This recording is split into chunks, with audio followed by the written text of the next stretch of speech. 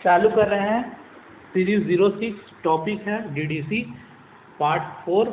DDC आज complete हो जाएगा। पिछले क्लास में हमने डीडीसी के 19 एडिशन के 3 वॉल्यूम थे, जिसमें पहला वॉल्यूम था ऑक्सिलरी टेबल या इसको बोलते हैं इंट्रोडक्शन टेबल, उसके बारे में पढ़ा था। दूसरा वॉल्यूम है शेड्यूल, उसके बारे में पढ़ा था। तीसरा वॉल्यूम था रिलेटिव इंडेक्स, सापेक्षिक अनुक्रमणिका के बारे में पढ़ा था।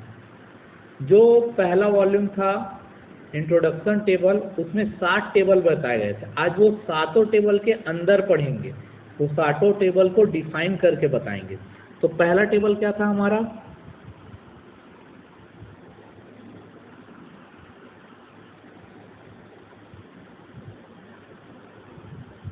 पहला टेबल था standard sub division.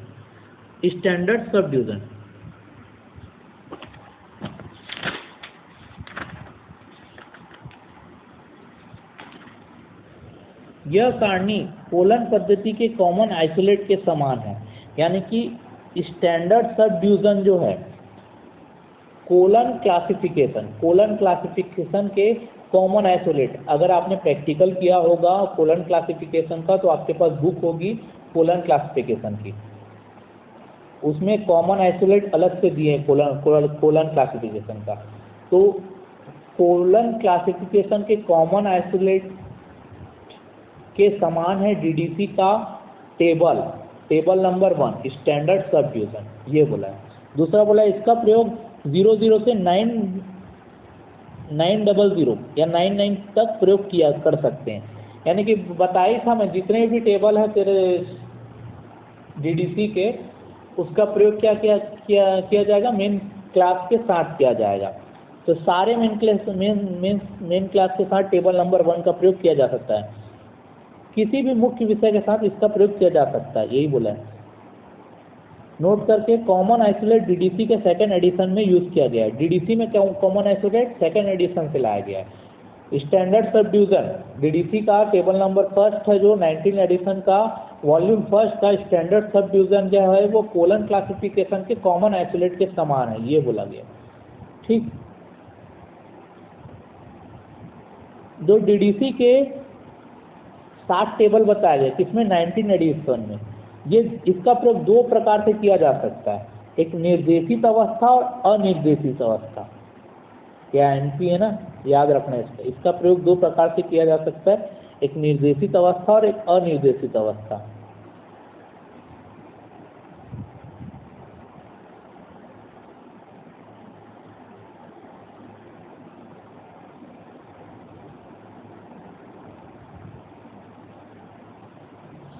Table number 2 है अपना एरिया। डीडीसी के सबसे बड़ी टेबल है, यानी कि डीडीसी की यह सबसे बड़ी टेबल है। 7 टेबल में सबसे बड़ी टेबल है टेबल नंबर 2 एरिया। ठीक, भौगोलिक क्षेत्र से संबंधित अंकन के लिए टेबल नंबर 2 का प्रयोग किया जाता है। भौगोलिक क्षेत्र यानी कि जैसे उष्णकटिबंधीय तटीय क्षेत्र बोल दिया, महासागर बोल दिया, आदि स्थानों की जगह बोल दिया। भौगोलिक क्षेत्र संबंधित रहेगा, टेबल नंबर 2 का प्रयोग करेंगे। 2 देशों के अंकन को एक साथ प्रयोग करने के लिए 0 अंकन का प्रयोग किया जाता है। जैसे कि 2 देश हो गए, ये भौगोलिक क्षेत्र हो गए, उसको एक साथ प्रयोग करने के लिए, जैसे कि इंडिया और चाइना, दोनों देश को एक साथ प्रयोग करने के लिए क्या है? 0 अंकन का प्रयोग किया जाता है टेबल नंबर 2 में। ठीक, सामान्य एरिया के साथ स्पेशल एरिया को जोड़ने के लिए 0 का प्रयोग किया जाता है, 0 का। जैसे कि रिवर ऑफ इंडिया, तो रिवर और इंडिया, सामान्य और एरिया और स्पेशल एरिया को जोड़ने के लिए क्या किया जाएगा? 0 का प्रयोग किया जाता है।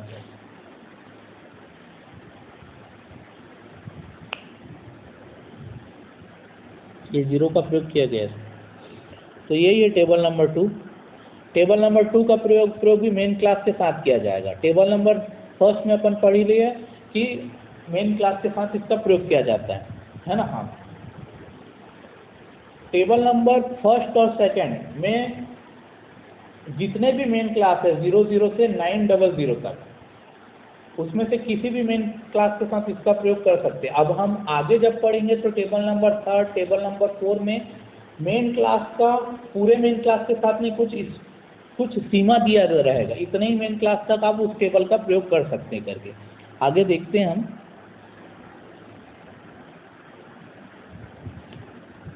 टेबल नंबर 3, स्टैंडर्ड से sub division of individual literature. Table number 3 का प्रयोग केवल 800 मेन क्लास और 800 में भी 810 से 899 तक अंकन के साथ प्रयोग किया जाता है। ये बहुत ही IMP है। टेबल नंबर 3 का प्रयोग 800 मेन क्लास और 800 में से भी 810 से 899 तक के अंकन के साथ प्रयोग किया जा सकता है, प्रयोग किया ही जाता है। 803 का प्रयोग किसके साथ प्रयोग करेंगे बोल दीजिएगा। टेबल नंबर 3 में है 803 का प्रयोग कर सकते हैं बोलेगा, तो 803 का टेबल नंबर 3 के लिए प्रयोग नहीं कर सकते। ऑल ऑफ दिस ही है। टेबल नंबर 3 को 2 भागों में विभाजित किया गया है, टेबल नंबर 3 और टेबल नंबर 3 है। टेबल नंबर 3 का प्रयोग टेबल नंबर 3 का प्रयोग टेबल नंबर 3 के बिना नहीं किया जा सकता है, ये नोट करके याद रखना है।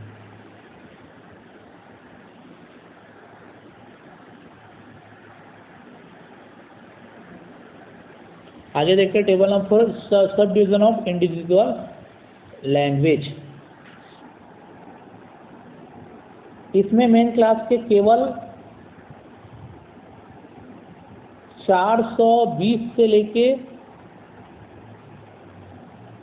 499 तक के मेन क्लास के लिए ही टेबल नंबर 4 का प्रयोग किया जा सकता है। लैंग्वेज यानी कि भाषा से संबंधित है ये टेबल, ठीक।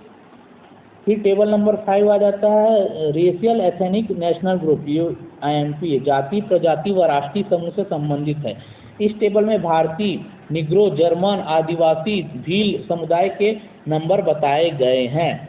टेबल नंबर 6 क्या है, भाषा है, लैंग्वेज, ठीक। टेबल नंबर 6 भाषा है और लैंग्वेज है।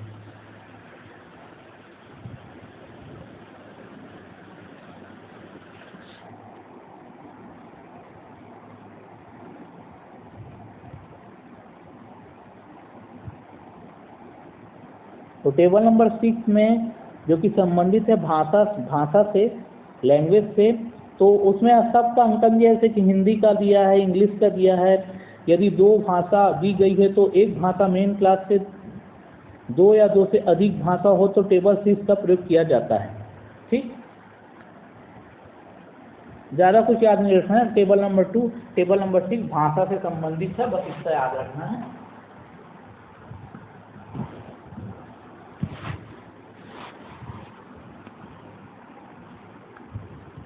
टेबल नंबर 7 है पर्सन यानी व्यक्ति।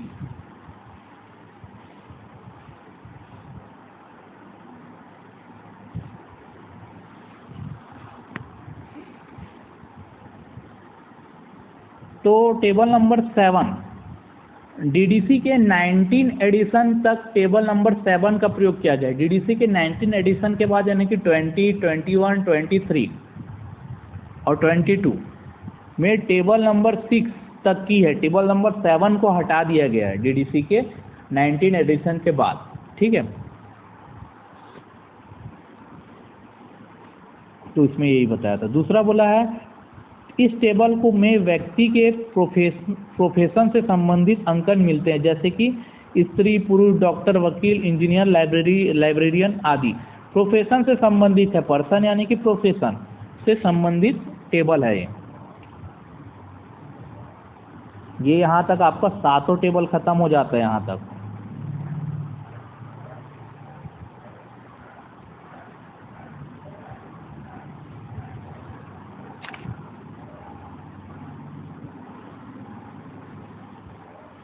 ये 7 टेबल यहाँ तक खत्म हो जाता है।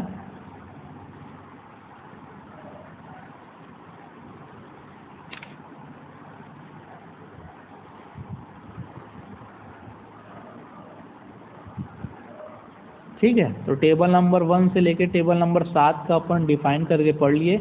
याद कुछ नहीं कर रखना है, याद ये रखना है कि डीडीसी के सातों टेबल का प्रयोग मेन क्लास के साथ किया जाता है।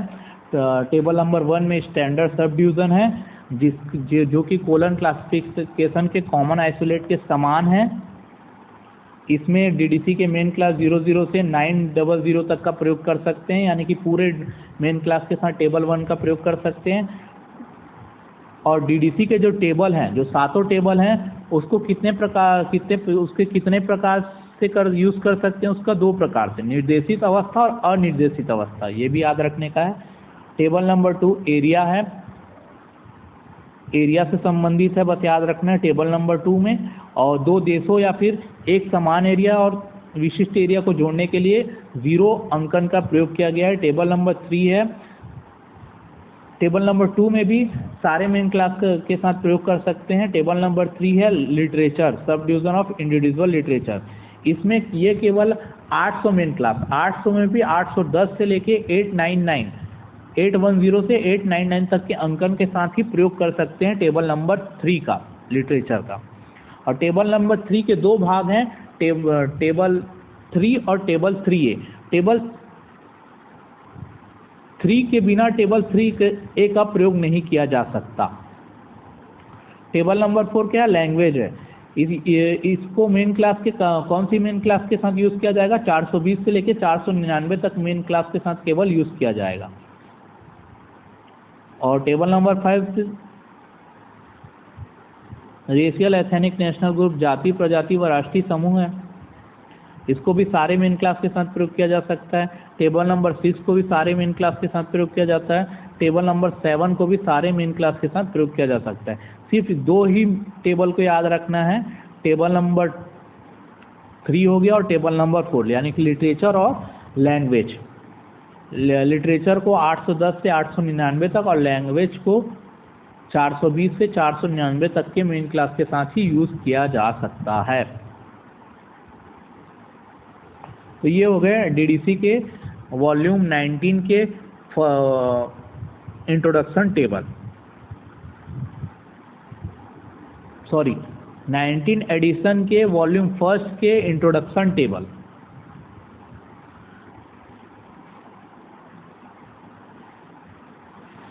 डीडीसी की विशेषता, डीडीसी की क्या क्या विशेषता है।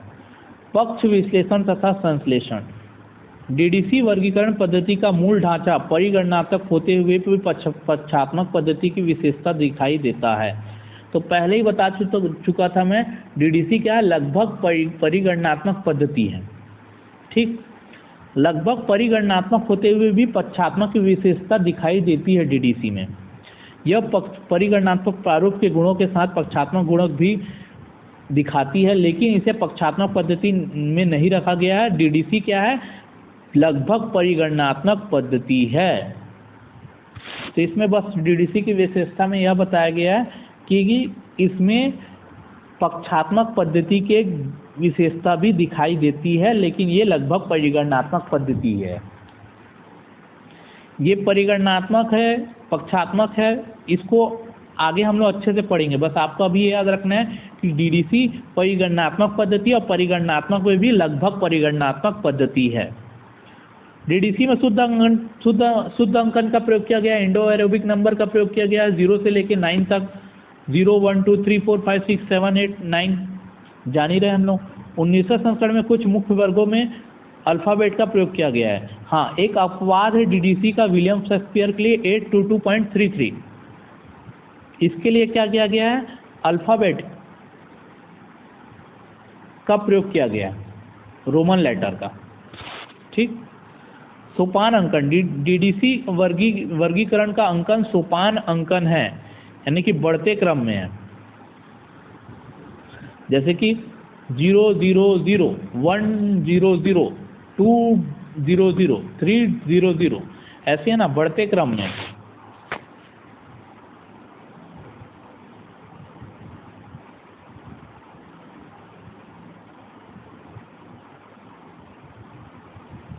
ठीक है, तो डीडीसी में मुख्य विषयों का अंकन रखा गया है। उसके बाद क्या है, दशमलव खंडन के लिए अंकों की संख्या में वृद्धि की गई है। दाएं और बाएं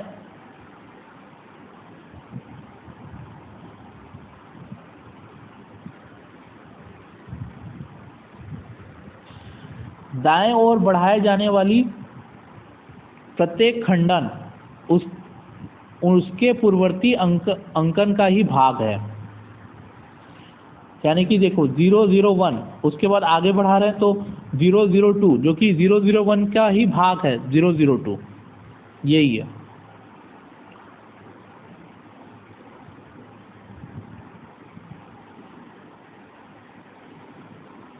आगे देखते हैं। स्मृति सहायक अंकन। डीडीसी में स्मृति सहायक अंकन का प्रयोग किया गया है। ऐसे अंकन जिसको याद करना सरल है। जान ही रहा है, सब नंबर का यूज़ किया गया है, 00 से सब सरल अंकन का प्रयोग किया गया है। सात सहायक सारणी का प्रयोग किया गया है, 7 टेबल का प्रयोग किया गया है, बता दिया हूँ। योजक विधियाँ। डीडीसी में एक विषय के साथ दूसरे मुख्य विषयों को जोड़ने के लिए अनेक प्रकार की योजक विधियों का प्रयोग किया गया है।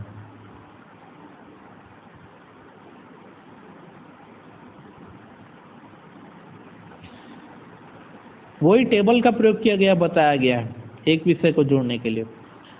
काल सारणी का प्रयोग किया गया है। संशोधित नीति है। डीडीसी क्या है? संशोधित नीति है। मेलविल डेवी ने अपने जीवित रहते हुए डीडीसी में होने वाले लाभ को इस पद्धति को संशोधित करने हेतु निर्देशित दिए थे। यही कारण है कि डीडीसी के अभी तक 23 संस्करण आ चुके हैं और 24वां भी आने वाला है।